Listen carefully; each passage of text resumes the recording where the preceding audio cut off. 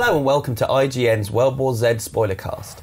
Now we're going to go into great detail talking about the movie World War Z. So if you haven't seen it or you don't want to know what happens in the movie, click away now and come back when you have. I'm scared. How do we know they're coming? They're coming. Ready? Go, go, go! Come on.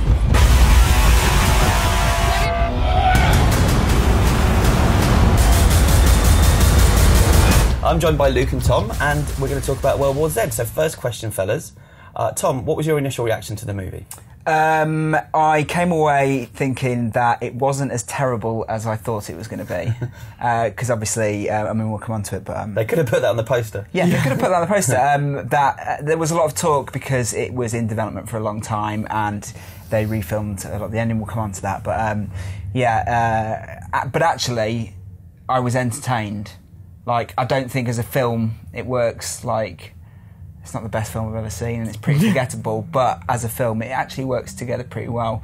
I think, like, I mean, we'll come on to again, like, the book, but like, I tweeted the other day, like, what I thought about it. It's like, you know, like Shaun of the Dead or any normal zombie film where they cut to the news and the news is saying, oh, the world's gone to shit and zombies have taken over. Basically, the World War Z is the film of that. They've basically taken that, you know, like that, and made it into a massive film. So the scope, it's almost like a biblical epic, like the scale of the film. So in that sense, I think it works. Like, I've never seen a zombie film like that before, but in terms of an actual sort of entertaining popcorn film, I thought it was quite disappointing. Luke? You thought it was disappointing? Yeah, a little bit disappointing, yeah. Okay. Luke? Yeah, I went in with quite high hopes, I think. I'm not very good with horror at all. And it was scarier than I thought it would be. And it was effective in the scary moments. I thought it was quite effective, but I thought I wasn't overly impressed with it. Oh, what was the scariest bit, do you think, then? The bit towards the end, which again we'll come on to, just you could tell that was kind of a bit that they'd possibly tacked on, that bit felt quite scary. But I don't know. There was an issue because obviously it's gone for the 12A rating, and that I think kind of inhibited them a bit in terms of what they could have really done with it.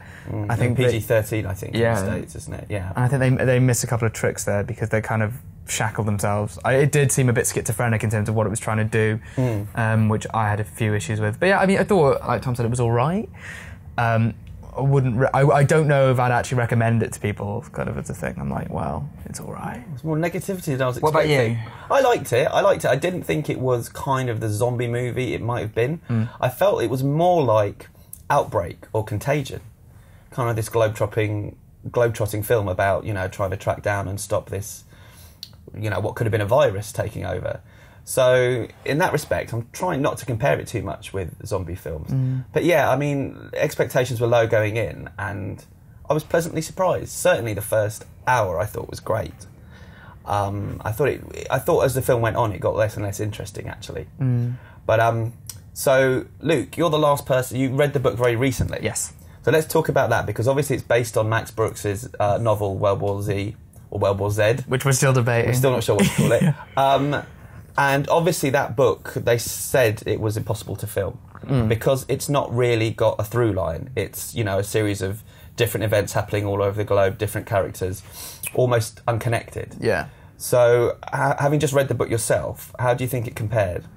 I personally prefer the book. I mean, what I find interesting about the book is the fact that it, the world that it creates is so believable, like, you know, the socioeconomics of it, the religious impact and everything. That's really, really interesting. And for me, what disappointed me about the film, because I'd you know, seen the trailer and I was a bit like, okay, this looks like an interesting adaptation.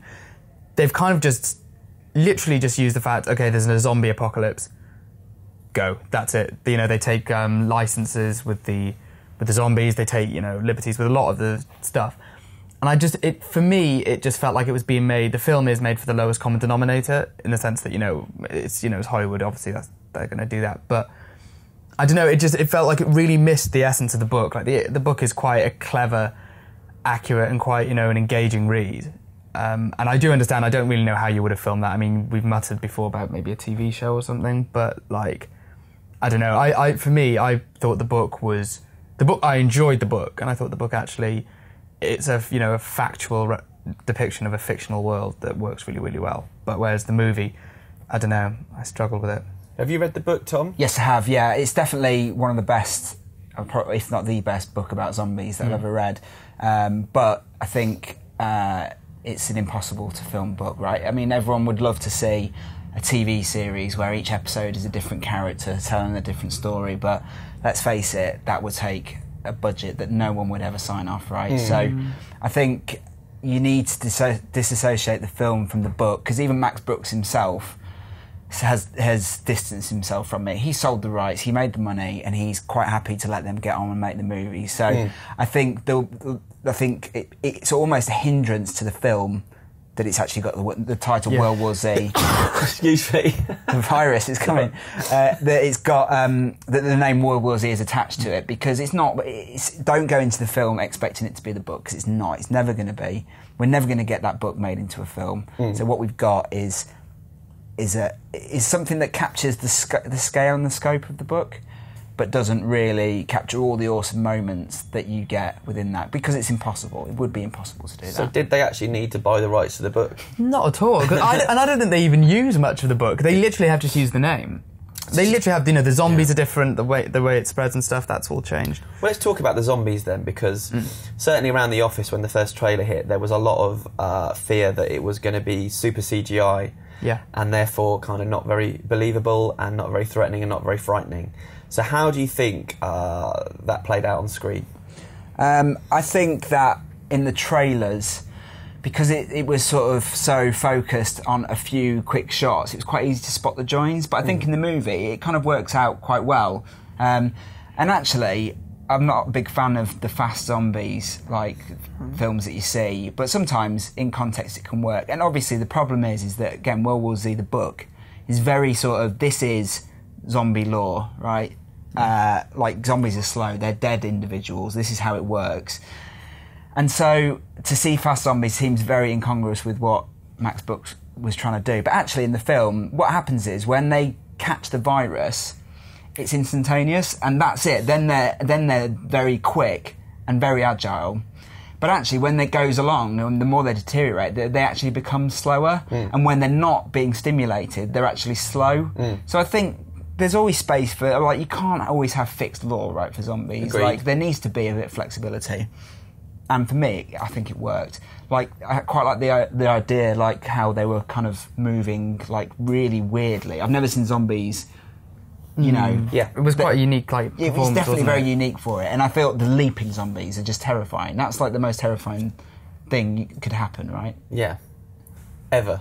In zombie Ever. breakouts, right? Yeah, Luke, did you find them convincing? Yeah, actually, I mean, I quite like the point you made about them leaping, like, just the way they throw themselves, like, with kind of no concern for their, like, own, well-being, like, and again, that bit where they're jumping off the wall and stuff. I think that was good. I mean, that bit when they climbed up the wall, because obviously that was in some of the early trailers and stuff. And when I saw it in the trailers, I was a bit like, that's ridiculous, not interested in that. But actually then, in the film, in context, I thought it was a lot better. It made a lot more sense.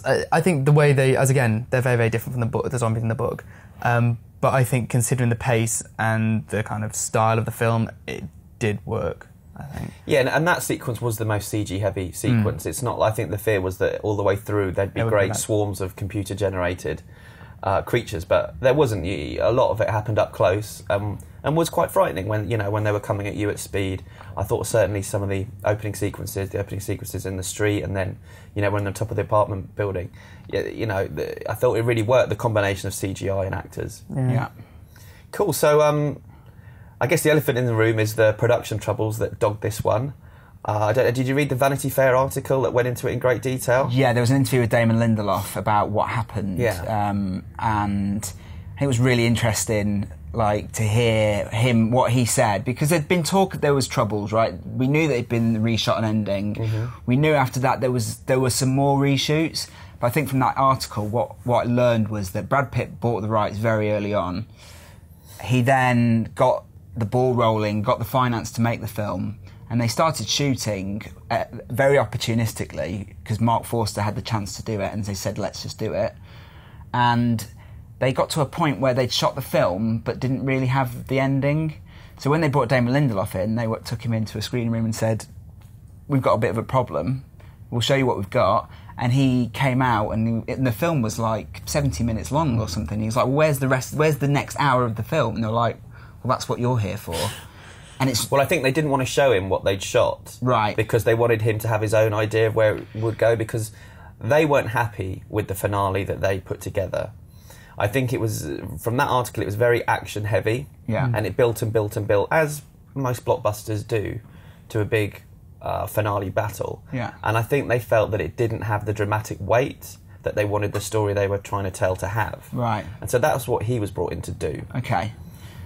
Do So you think he succeeded? What's the join, do you think? It felt like it was after the plane crashed. Yeah.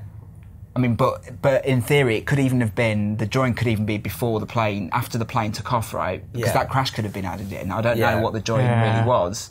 It did really feel like Wales was almost from a different movie, the Wales sequence, which is the last sort of half an hour, 40 minutes of the film. So do you think that worked as a sequence, as a finale? Luke? Yeah, I agree what you say about it being different. I mean, it's interesting to think because they plant the idea that, you know, the disease is the immunity earlier on. So it's interesting to think, you know, what would that have led to otherwise? You know, did they always kind of intend that? I think it was Brad Pitt walking through great swathes of them, and with an army of his own of people who have all been infected with the disease. I don't know. I'm kind of speculating, but I feel like I've read that online. Right. So it was on a much larger scale. I think it was a similar idea. So instead of that voiceover bit at the end where you have like pockets of fighting, you instead have a big I think as well some of those thing. scenes in those final few sequences that they flashed up, I think those were probably from the bigger finale because they looked pretty massive. Yeah, but they decided that they weren't really working. Okay. I think as a sequence, standalone, I think it works. It's like, I think it's difficult because Malcolm Tucker's in it. What's his name? Peter Capaldi. Peter Capaldi, yeah. So it instantly has that sort of BBC drama feel about it. And because it's so like corridors and labs, and it almost felt like an episode of Sherlock that had zombies in it because it was so sort of localised. And it was scary. It genuinely was. Like, I thought it was really good. And like, you get a real close-up view of the zombies in that point as well. And I think that's when they're really, really effective. But as a finale for that film, the change in pace and tone is so jarring that it's difficult to kind of get back on board with that. If it started off like that, I think you could have built to the other bits, but... I agree. I felt like it was a bit underwhelming myself. And also, I felt like it dragged on. Like, it seemed to take ages for Brad Pitt to convince Peter Capaldi that he was who he says he was. And that just had no bearing on the plot. That wasn't an interesting 10 minutes. Yeah. That wasn't really necessary. Yeah. Equally, it just all seemed to take a little bit too long there. Yeah. There was a few moments in that sequence that kind of made people laugh as well. Like and there was the zombies as well. Yeah, unintentional laughter, wasn't Yeah, there? there was the bit with the can of Coke, which I think is supposed to be funny anyway. Yeah. Kind of Pepsi or whatever it is. Yeah. But there's the moment where it's like... There seems to be quite a lot in the film where absolutely the worst thing that could happen happens. Like... We've got, he like, give me the sit rep, like, what's going on? And he goes, yeah, the president's dead. Right, shit. Okay, that's fine. The president's dead, so they've killed him off. And then they get the virologist and they take him to the thing and he just shoots him. He falls over. And then when you get to the bit in the last bit, it's like, well, shit, we're going to have to go in there because that's what the plot demands, right? It's kind of a bit silly. I think that's the worst thing. It's a bit far-fetched and silly. I just hate that. The bit well, you know, when they have the music building and he's walking through the swarms of zombies and his hair's just billowing and it's just a bit like, for me, that scene, I was like, this should be triumphant, isn't it? It just looks fucking ridiculous because it's like, I don't know, because I actually, all the controversy surrounding the changes that were happening behind the scenes, I like the fact that if they watched the original cut of it, they weren't happy with it, and they thought, rather than burying this and sneaking it out, let's spend 30, 40 million, let's get this right. I really respected that and thought this could make for something really special.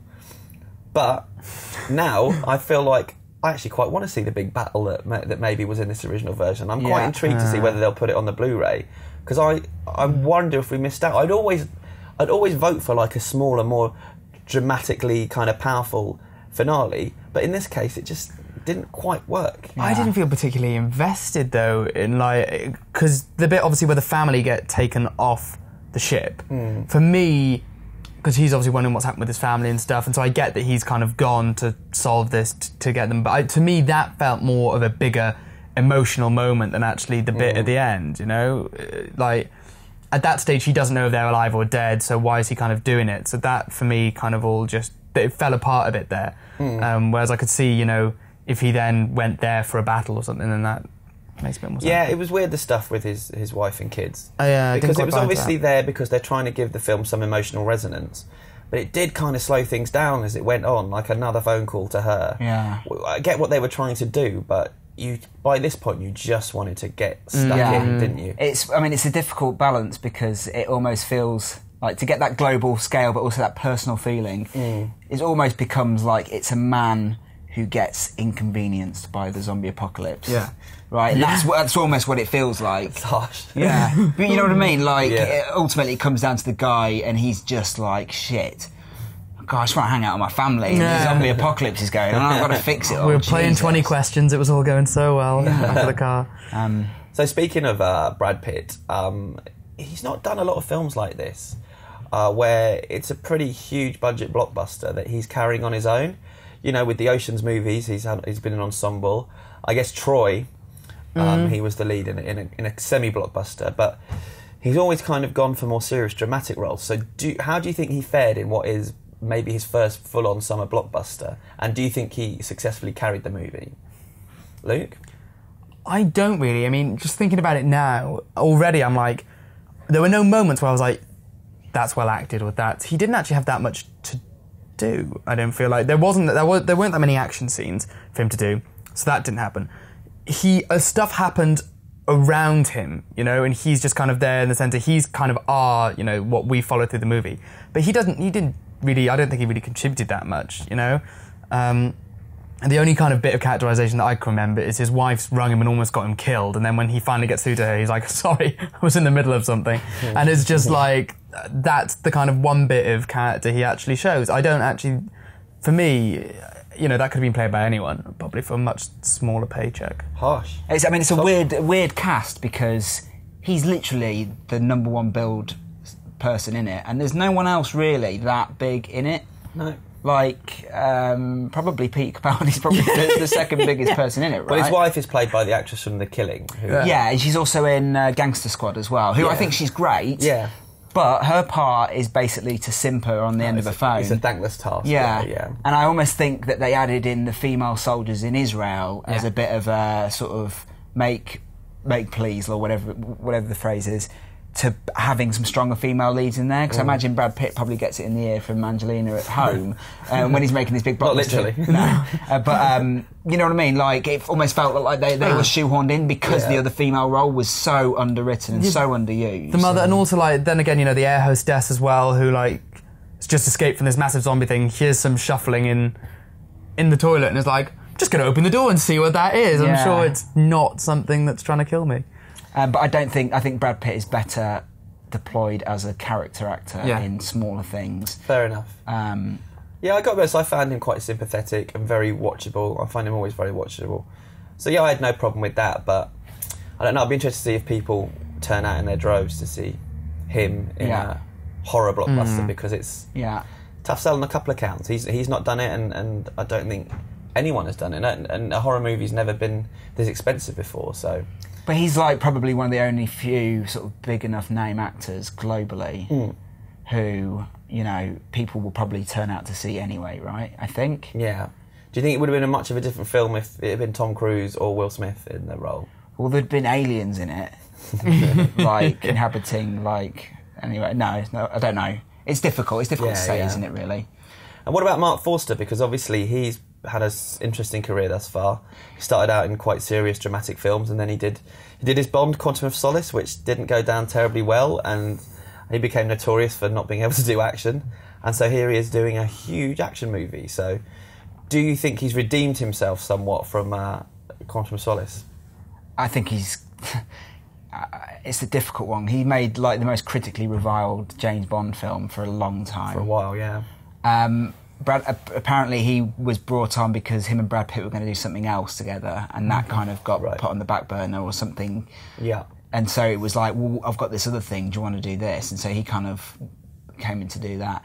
And actually the action in the first sort of hour is great. Like some of those opening sequences are brilliant. I don't know, it's difficult to know what people are going to think, but I think he'll always be tarred with the guy who made Quantum of Solace and the guy who was on the troubleshoot of World War Z. Well, unless World War Z makes $500 million, And he becomes like, no Redeemed problem himself. then. What about you, Luke? Did you think it was shot well? Yeah, I thought it was shot well. I mean, my issue again, like I flagged earlier, is the lack of the blood or the lack of the gore on any level, which I get, you know, if you're going for 12A rating, but by the same token, you know, you don't want to rely on gore, you don't want to go to Saw levels or anything like that, but by the same token, it just seems so incongruous to have a zombie film in which there's nothing. Yeah, I just think There's it's a few things. Yeah, I that are just quite think unpleasant. I think You've only got the thing through him, the metal bit after the crash, like that was pretty, but I think you've got to ignore the fact that it's a zombie film and think of it more of as a disaster movie, a global disaster movie. I think an epic. You know, it's like the hordes of locusts, right? It's that sort of thing. That's what it felt like to me. And they even go to Israel, right? It feels. Yeah. It's got a very distinctive look, I think. And I think if you think of it more like that than a pure horror zombie film, then I think there's some bits that, you know, brilliantly shot, like when they land that plane, you know, just before the guy shoots himself, and like, you know, that rain and stuff, that's like incredible, that's really atmospheric and that's awesome. But then again, you know, when taking it to that last bit that feels tacked on, you know, Wales really does feel shot differently as well. Like, you know, it feels more claustrophobic and stuff. I don't know. I think that is. I thought he paced the film quite well until you know the finale. I thought he built tension in some of the sequences really well. The scene in the traffic early on, I thought was really well done, and when they were trapped in the apartment. And on the bikes as well. On the bikes. Like, why were they on bikes? I don't know, but it was fucking awesome. And I was just like, yeah, I need to see more people on bikes being chased by zombies. I thought it was great. Yeah. No, I thought he did a better job than... I mean, it was obviously a tough one. Yeah. It was obviously a tough one to put together. It felt like they didn't really have a finished script when they started the movie, and then with all these problems, I think, in spite of all that, I think he's done a pretty good job, and that's maybe why we're all kind of pleasantly surprised rather than absolutely berating it. So, let's get on to a more positive thing. Then, how did you have a favourite scene in the movie, Tom?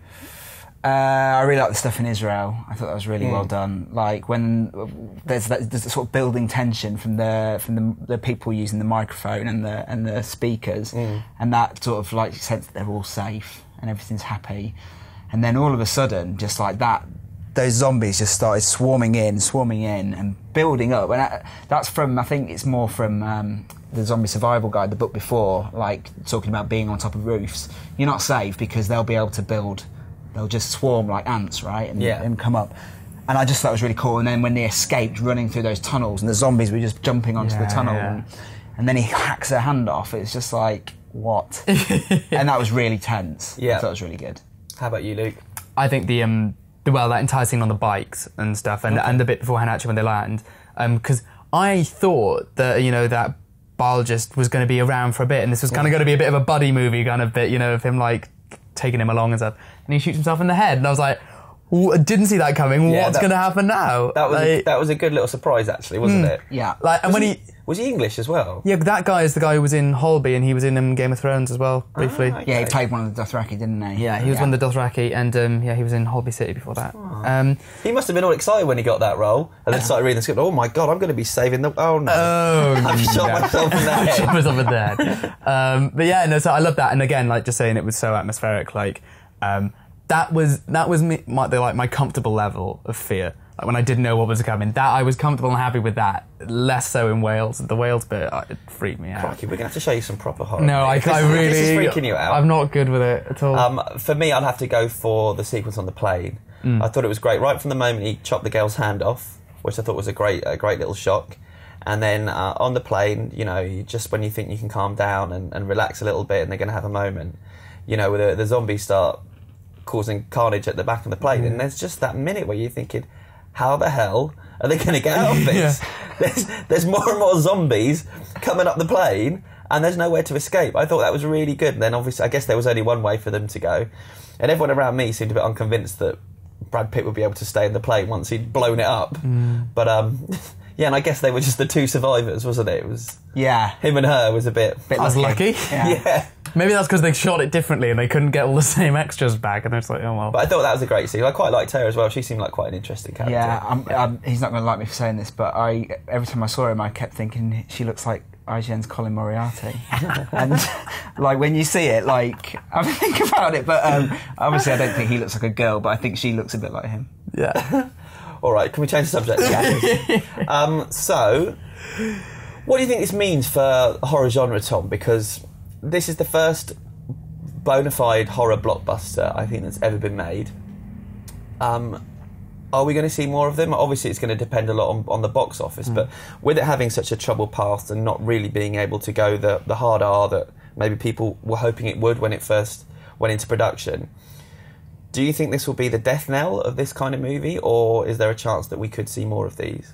I think, I mean, it's quite interesting they've never made such a big budget like horror film before.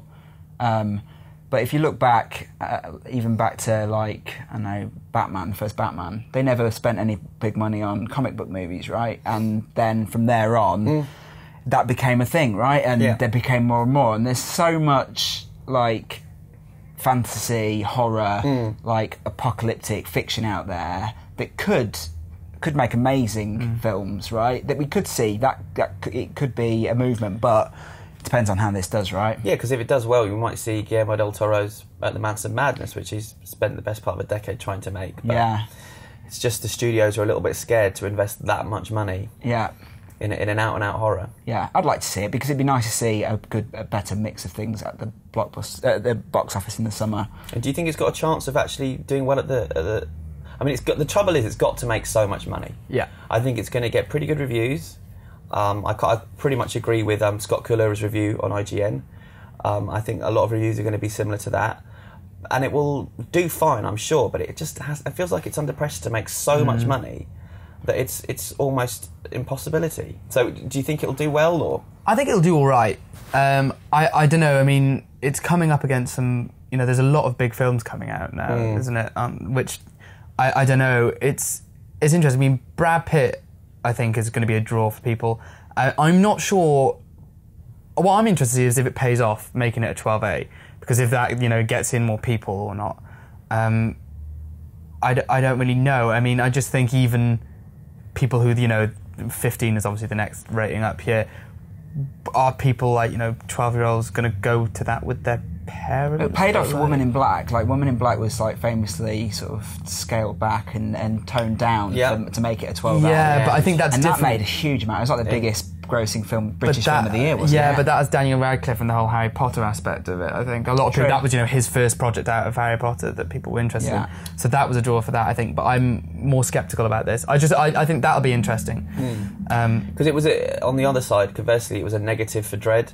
I spoke to Alice Garland about it, and who wrote Dredd, and he was kind of regretting that they hadn't gone for a 12A. Everyone was celebrating the fact that they'd done, a hard R comic book movie, but he said that was their downfall because he made the film he wanted to make, but he just could not get enough bums on seats. Hence, the planned trilogy may never happen now with Dredd.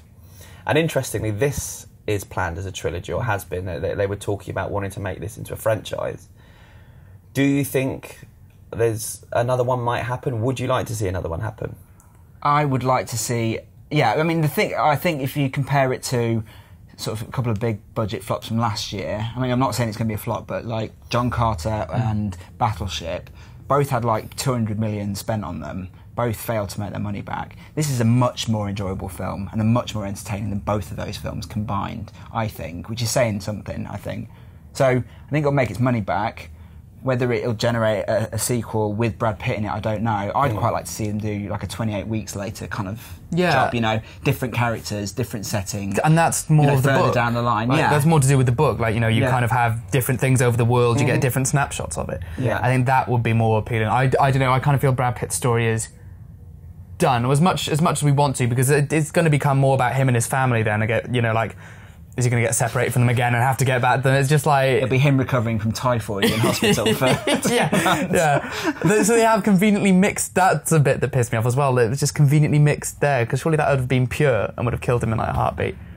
Okay, I buy into the zombie thing, but I don't buy into that. But I think a sequel's a good idea, but I don't think it should necessarily be following Brad Pitt and his family again. I think their part in the overall tale is done. I wonder whether they'll want to spend that sort of money again, though, Yeah. to make another sequel. But there's nothing stopping them scaling back for a second film and making a much smaller, self-contained movie. Kind of the opposite, say Alien and Aliens, they kind of built it out. Maybe do it the other way around and scale it back to a more recognisable zombie movie that's, costs less money. Yeah. Well, it'll be interesting to see what happens at the box office. This is going to be an interesting one to watch, isn't it? Yeah. Cool. Well, thank you guys, and thank you for watching. That's the end of our World War Z or World War Z spoiler cast. But we'd love to know what you think, so scroll down and let us know what you think in the comments below. Just know I'm coming back.